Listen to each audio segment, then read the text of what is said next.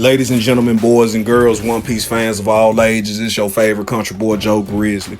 And I know it's been a minute since my last vid, but been busy IRL. Y'all know how it go. But now that I'm settling back down and getting a little bit more free time, I'm able to start back making content. So to everybody that's been waiting patiently, I appreciate you. Stick around. More content will be coming on a regular scheduled basis. I promise that. But with no further ado, we gonna get into today's video, gentlemen. I've been having a lot of people ask me recently, yo, Joe, what I do to get my support up, who should I work on and all that. So this is going to be, I guess, part 2 of my beginner's guide for everyone that I've brought to the game, or people that's even been in the game for a long time and don't know the significance of support, and tips and tricks to help you level up your support units faster and have them in your support area, giving your overall team bigger boost in no time. So with no further ado, let's get this started. Now, what we gonna do is we gonna go straight into the tips and tricks first. Things that I forgot to explain in the last video that you can take advantage of, especially if you're free to play and you're lacking on resources. Now, I mentioned Survival 100 in the last vid, but I didn't explain how to exploit it to maximize your gains for experience orbs. Now, you know what I'm saying? As you can see the stats right here, how many KOs, whether they cleared it and all that. But what a lot of people don't know is that if you clear it, like with this V2 kid, if I were to go with him already being capped at his maximum level, like it doesn't have to be a 6-star unit, he can be a basic 4-star. But as long as their level cap is reached, if their level cap is 60 and they're fully leveled up to 60 and they've never done Survival 100, you can take them into Survival 100 just to farm XP orbs. And the goal is to see significant gains. You want to try to make it to like 80 at least, because for 80 you get, I believe it's 9k experience orbs, which is way more than what you would get taking a unit you've already done it with and completing all 100. You only get 3k, and that's for clearing all 100. So for a unit you've never used, getting to 80 alone gets you 9k experience orbs. 90 gives you 11k, and all perfect clear gives you 13k. So as you can see, you want to go for that perfect clear for the 13k.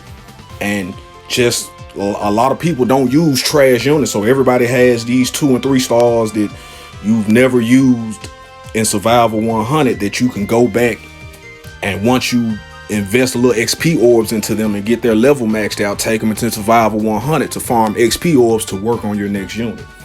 Okay, so that's, you know what I'm saying, a lot of people been talking about, I'm running low, I can't work on support. That's how you farm XP, gentlemen. Ladies and gentlemen, because I might have some female viewers in here. Hey, how y'all doing? The other tips and tricks. This 60-second battle. Now, like I said, I probably went into it very lightly and I didn't explain the significance of this. This is a way that you can also farm berries, the in-game money currency. It's slow, but like I said, it's over time you're gonna acquire a lot of treasure, the tickets that can refill this, so everybody will have abundance of these to constantly refill and just spam. But what you do is you can go on the hardest level. It's 3,000 per clear, but in this mode you can also farm metal fragments for units that you might want their metals, but you don't want to take in league to farm, because you don't want to have to use this trash unit in league, even though they have a good metal. But using the unit in league is going to make you lose points, and a lot of people just don't work on certain metals for that reason. Well, this is how you farm their metal frags in order to make those metals for units that's not very good or very old, to where you know you would never use them in league, but they do have good metals for other units. This guy being one of them, time skip Frankie. Good damage reduction, Straw has said. But those are 2 things to take advantage of, especially if you're free to play. Now, let's get to the meat and potatoes of this video. We're going to talk about support. Everybody wants to know what support. Now, as you can see, my support is 157. That's kind of high. Not as high as I would like it to be, but it's way better than the average support you will see in this game. Now, units that you want to use as support. As you can see, this is my mono blue team, and it's all mono blue support there. Now, rule of thumb is you want, if you're, you know what I'm saying, a lot of people choose to run monocolor teams just so you can use all the same color support to get maximum gains and for your support. But you do have those who like to mix and run, you know, 2 different colors, into which case your support should be split evenly down the middle, 5 and 5, 5 for one color, 5 for the other, so no one just really takes too big of a hit on support. Now, the units that you want to target for support. Now, I know a lot of you gonna be like, I'm not finna waste resources on these units, they're trash and all this. You have to understand, in this game, some of the best in-game units, the ones you actually take into battle, most of them don't have really good support tags. They're just really good units. But the units that you will never use in actual league are the best for support, especially the 2 and 3 stars if you're free to play. Now, if you big whaling, you know, you can afford to have bounty fest units maxed out as support. The typical player in this game doesn't have this because they're free to play. So you want to focus mainly, especially if you're early game, I highly advise everyone to focus on these type of units, 2 and 3 star straw hats, because a lot of the tags are important in this game. A lot of people don't understand the concepts of tags. Like, I don't have the best tags in this. Well, this one is okay, but you know what I'm saying, it can be better because I don't have the tags that I want for who I'm running. But tags are very important, and straw hats have some of the best tags in the game. Reduce your strength. When your strength is less than 50%, reduce critical damage received by 4%. That's low. You don't. This is one you want to max out. So the more straw hats you have, you want to have as many straw hats as it takes to permanently reduce critical damage by 30. So when you fighting units and you wondering why you using a crit unit and you're not critting on people, especially when they already should have low defense and you should be critting all the time, this is why. Support. Grand Line is another good support, especially for defenders. Grand Line and Zone, like this is one of the best traits in the game. So now you understand, like, everybody, that's huge right there. 15% damage reduction from enemies that you're weak against. So those that have type advantage will hit you 15% less harder than what they normally would just with this tag alone. Now, when you pair that with tags like straw hats and Grand Line and other things, now you're almost a steel wall. You're not going to take any damage. So this is why tags are significant, and you should base your support upon the type of units you're using. So if you're using defenders, you want tags like straw hat, Grand Line, and Zone to make them extra tanky, make them walls. If you running runners with low HP, you want a lot of runner support because their support gives extra HP, which gives you survivability. So each tag, so when you choose units to focus on for strictly support, you want to look at those tags. Like units like this, nobody will ever use in league, but if you look at their tags, those are damn good tags. Paramecia, Captain, Power Users, Grand Line, all those things will help your team in the long run. So just because you can't use the unit in battle doesn't mean that the unit is not worth investing resources into and max out. And the best straw hat to use, there are 2. All your Luffys are top tier support. I don't care what era the Luffy's from, pre-time skip, post-time skip, it doesn't matter. He's still a Luffy. That means he's still Captain, he's still Paramecia, he's still Straw Hat. Those are 3 excellent tags. And then you have the Grand Line versions to where you get that tag, but you can't go wrong with the 2, 3 star choppers, the event choppers. Max those out too because they're excellent support for your team. Grand Line is a very important tag.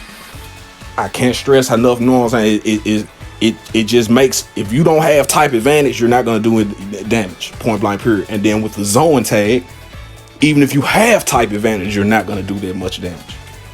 So This is support. So now that you know the proper way to go about farming XP orbs and things that you need to work on your support, this is what you do. You prioritize. If your main color, a lot of people's main color right now is red, even though it's, you know what I'm saying, you see so many raws or so many Odins, red is still the most predominant color in the game because they have some of the best units. So you want to work on their support. Now that we've talked about the significance of support and what it does, the final little thing before we end this video, for those that want to focus on raising your support, especially for boost 2 and 3 star units, which I highly advise you to start with. Don't start with 4 stars, because even if they're step up units, they take longer to max and they cost more to panel boost than the 2 and the 3 star units. So what I did, like in my old account, oh yeah, FYI, if y'all don't know, my Frankie Usab account is gone. RIP to the toxicity, but we working on building it back up to get toxic for y'all again. Matter of fact, I'm recording the gameplay vid after this. But where was I going? Oh yeah. Now, when it comes to farming frags for your 2 and your 3 star units, it's going to sound crazy and a lot of you might not be willing to do this, but if you're dedicated to farming up your frags for your 2 and the 3 stars, this is your best option. Now, some people always try to put their bounty fest in here. I mean, whatever you choose to do is your account, that's on you. But if you're playing to see maximum gains in your account as far as progression goes, and you want to be able to compete in higher rank PvP, it takes support.